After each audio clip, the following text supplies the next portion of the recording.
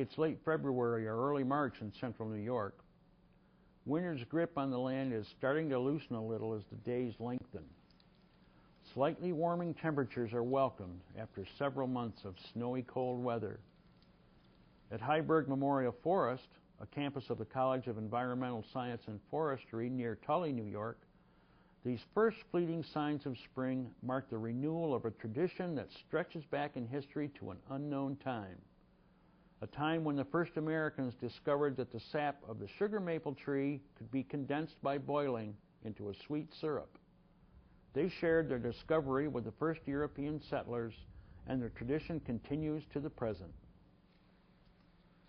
Warmer temperatures and longer days stimulate the trees to begin the growing season.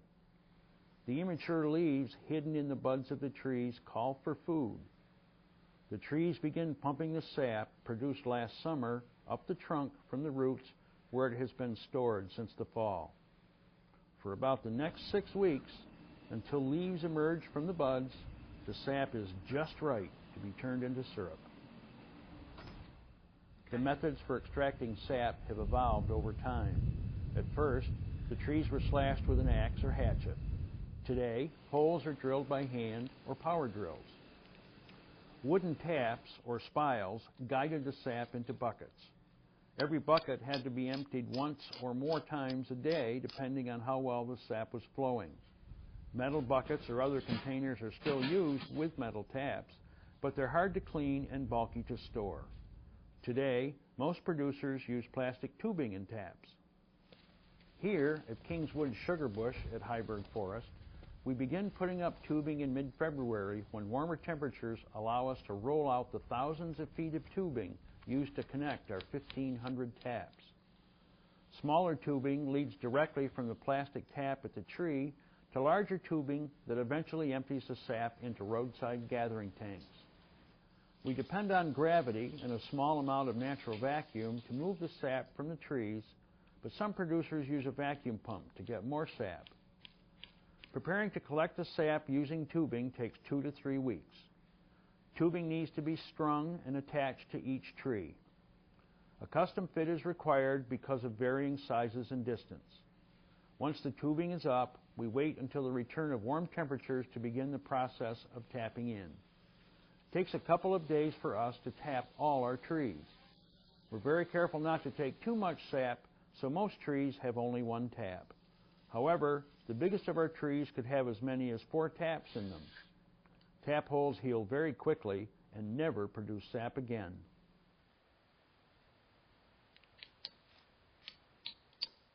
Cold nights below freezing and sunny, warm days with temperatures well above freezing stimulate the sap to run.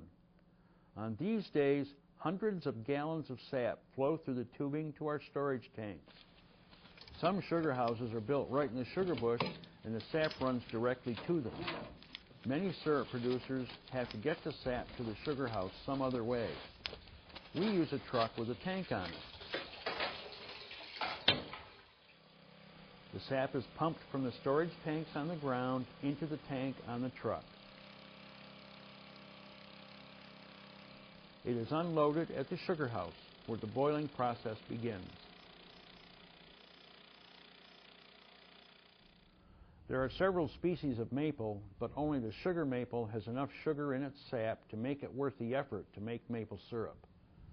Sugar content can vary from less than 1% up to 10%, but the average is 2 to 3%. It can vary from tree to tree and even from day to day. Sugar content drops through the season as the new leaves grow. It takes 40 or more gallons of sap to produce 1 gallon of syrup. The sugar in the sap is concentrated by evaporating the excess water in a device called an evaporator. The evaporator provides a large surface area to boil off the water as quickly as possible. We use hardwood dried for at least a year as firewood. This gets us the high temperatures needed for fast boiling. The wood is put into the firebox, which has an airtight door and a blower attached to make a more efficient burn. Evaporators can also be heated by oil or gas. The flow of sap into the evaporator is controlled by a float valve that matches the volume of fresh sap coming in with the amount of water evaporating off. The massive amounts of steam produced are exhausted through a specially built cupola over the evaporator. Much of the evaporation takes place in the sap pan, which is the rear half of the evaporator. The deep V-shaped flues of the sap pan are filled with sap exposed to the fire's heat. The concentrated sap runs through a connector into the flat-bottom syrup pan at the front of the evaporator and directly over the fire. Movable gates can divide the syrup pan into separate compartments. The thickest sap is isolated in one of these compartments. A specially designed thermometer in the compartment keeps constant track of the temperature of the liquid. When the temperature reaches 219 degrees Fahrenheit, or 7 degrees above the boiling point of water, the sap becomes syrup. The boiling point of syrup can vary dramatically with weather conditions, so the temperature is used as an indicator only. We keep constant track of the density of the syrup with a hydrometer by continuously testing samples as the temperature increases.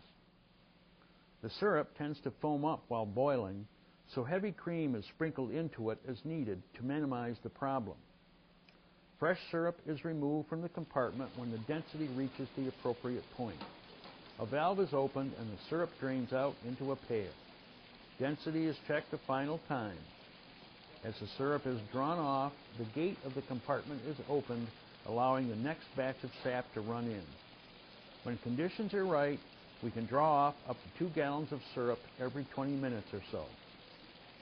Fresh syrup needs to be filtered to remove sugar sand, natural materials that form while the sap is boiling. The syrup is poured into a series of specially designed filters and drips through them into a container where it is stored before being graded and packaged. Maple syrup is graded based on color. A sample of filtered syrup is compared with a set of approved standards. The syrup may be a light amber or fancy grade.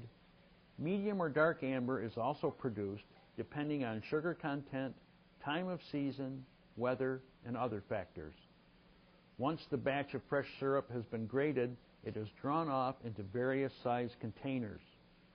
The syrup is canned at about 185 degrees Fahrenheit and heat sealed in the container. Labels showing the grade and location where the syrup was made are attached.